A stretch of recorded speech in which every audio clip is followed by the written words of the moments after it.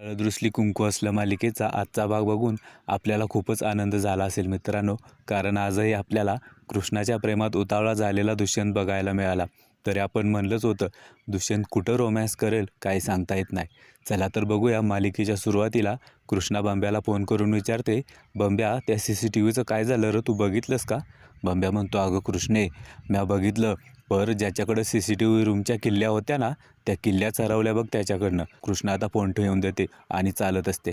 आता अचानक समोरून दुष्यंतची गाडी येते आणि कृष्णाजवळ येऊन थांबते.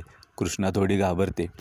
दुष्यंत आता गाडीतून उतरतो आणि कृष्णाला म्हणतो, काय मग कारभारीन बाय? कृष्णा म्हणते, अहो अजून पण पहिल्यागतच वागताय का बुंगाट पाहुण्यावानी? किती घाबरलो म्या, अशी गाडी कोण थांबवतं का? दुष्यंत म्हणतो, काय घाबरता कारभारीन बाई, आम्ही तर काय करणार हो, बायकोला द्यायला वेळच मिळेना. या प्रचाराच्या गडबडीत बायकोला वेळ तर दिला पाहिजे ना. दुष्यंत म्हणतो, आता बायको भेटली म्हणल्यावर चान्स मारावा म्हणलं. कृष्णा म्हणते, अहो काय करताय दुष्यंत सरकार, 4 लोक बघतील की. दुष्यंत म्हणतो, कृष्णा काय सारखं तेच 4 लोक, बघू दे, बघितलं तर उलट ते माझं कौतुकच करतील आणि म्हणतील दुष्यंत कसा मॅनेज करतोय सगळं, निवडणुकीचा प्रचार आणि बायकोवरचं प्रेमसुद्धा. कृष्णा आता दुष्यंतला ढकलून देते आणि म्हणते, काय सारखं तेच जावा तिकडं. दुष्यंत म्हणतो, काय सारखं जावा तिकडं हा.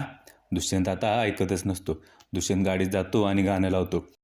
बाळजाबाईचा प्रचार राहिला बाजूला, पण दुष्यंत खूप रोमॅन्टिक झालेला असतो. कृष्णा तर आता डोक्यालाच हात लावून घेते. आता गाण्याच्या तालावर दुष्यंत कृष्णाला नाचवत असतो.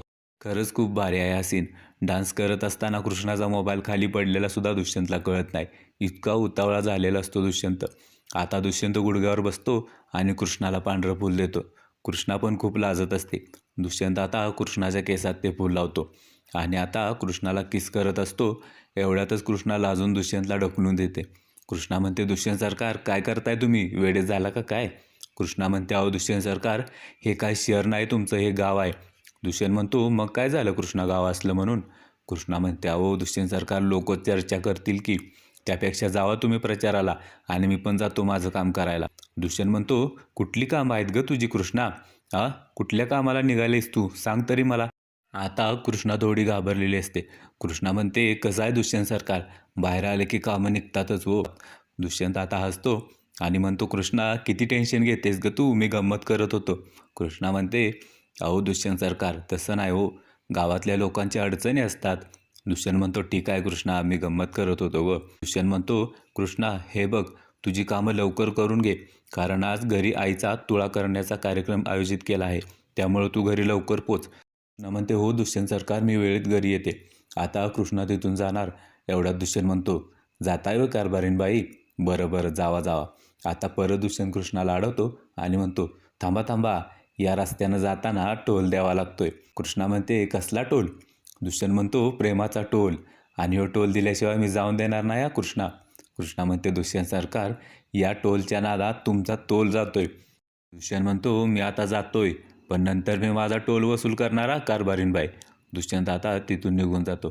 कृष्णा म्हणत असते, दुष्यंत सरकार, मला माफ करा, बाळजाबाईचं सत्य समोर आणण्यासाठी मला तुमच्याशी खोटं बोलायला लागतंय. इकडे आता आढळराव अनुसयाच्या फोटोजवळ दिवा लावतात आणि म्हणतात, अनुसये मला माफ कर, मगाशी प्रायश्चित्त करत असताना ती कृष्णा आली, त्यामुळं जरा व्यत्यय आला. मित्रांनो, खरं तर मला इथं असं वाटत आहे की आढळरावांना त्यांची पहिली बायको जिवंत आहे हे माहीतच नसणार आहे.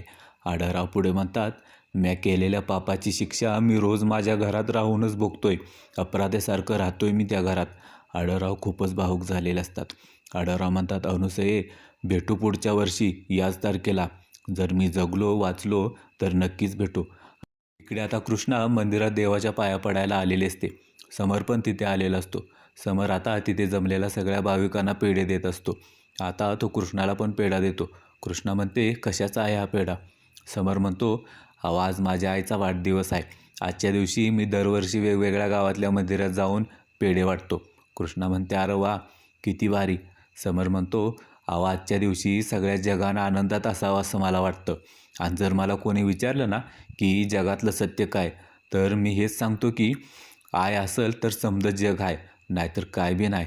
कृष्णा म्हणते, मला तुमच्या आईला शुभेच्छा द्यायच्या होत्या, त्या आल्यात का इथं? समर म्हणतो, नाही, आई नाही आली इथं, पण माझ्या मोबाईलमध्ये तिचा फोटो आहे, तो मी दाखवतो. समर आता कृष्णाला फोटो दाखवतो.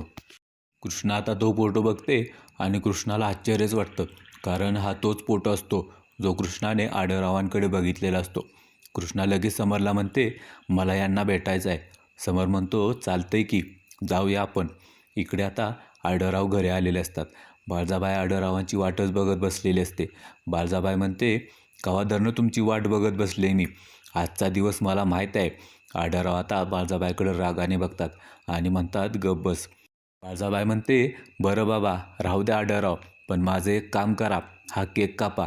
जिच्या आठवणीत एवढा त्रास करून घेताय ना तिच्यासाठी हा केक कापा. आढळराव म्हणतात, अगं ये बाळजा, यो दिवस साजरा करायचा नाही, फेकून दे तो केक. बाळजाबाई म्हणते, आढळराव, जर दुष्यंतला यातलं काय कळालं तर तुमचं लय अवघड होईल बघा. आणि तसंही दुष्यंत तुम्हाला जुमानत नाहीच म्हणा, पण त्याला जर यातलं काय कळालं तर दुष्यंत तुम्हाला घरातून बाहेर काढायला बी मागं पुढं बघणार नाही. म्हणून म्हणते, गप गुमान केक कापा. कापा म्हणलं ना. आढळराव आता लाचार होऊन केक कापतात आणि बघतात तर केकमधून रक्त येतं. आढळरावांचे हात रक्ताने भरतात. बाळजाबाई मात्र खूप मोठमोठ्याने हसत असते. खरंच बाळजाबाईची ॲक्टिंग भारी आहे मित्रांनो. तुम्हाला आवडते का कमेंट्समध्ये नक्की सांगा. आता दुष्यंत बाळजाबाईच्या कार्यक्रमाची तयारी करत असतो.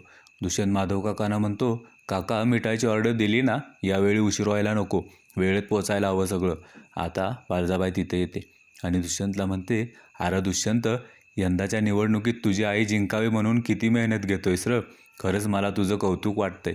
दुष्यंत म्हणतो, अगं आई, तुझा विजय फक्त तुझ्या एकटीचा विजय नाही, तर या सगळ्यांचा विजय आहे, आपल्या घराचा विजय आहे आणि त्यासाठी मी कितीही मेहनत करायला तयार आहे.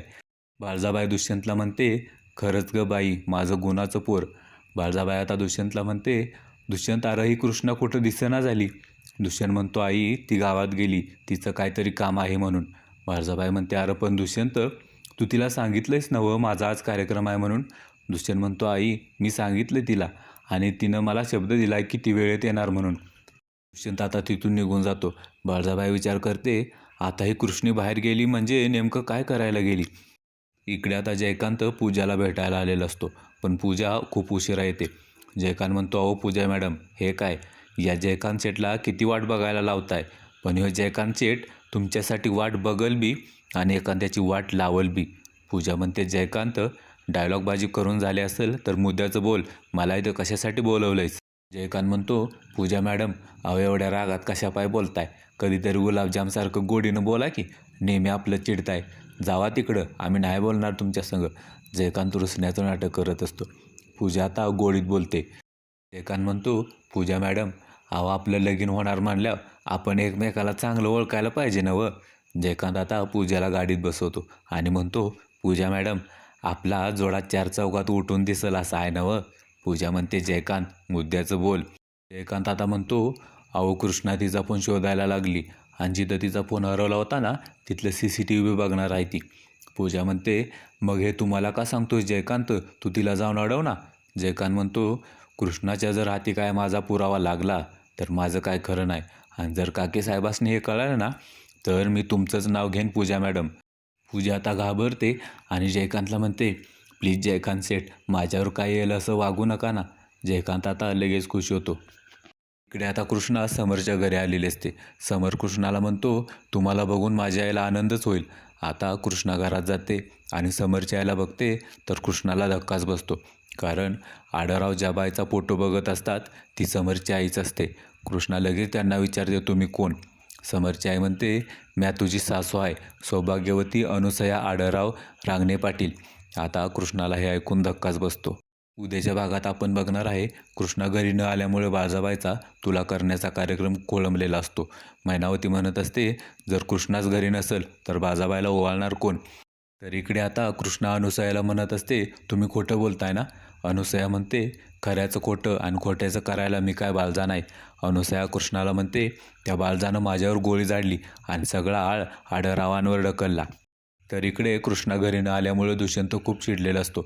बाळजाबाई दुष्यंतला म्हणते, बघ तुझ्या म्हणण्याला सुद्धा कृष्णानं किंमत दिली नाही, म्हणजे आपण तिच्यासाठी काहीच नाही.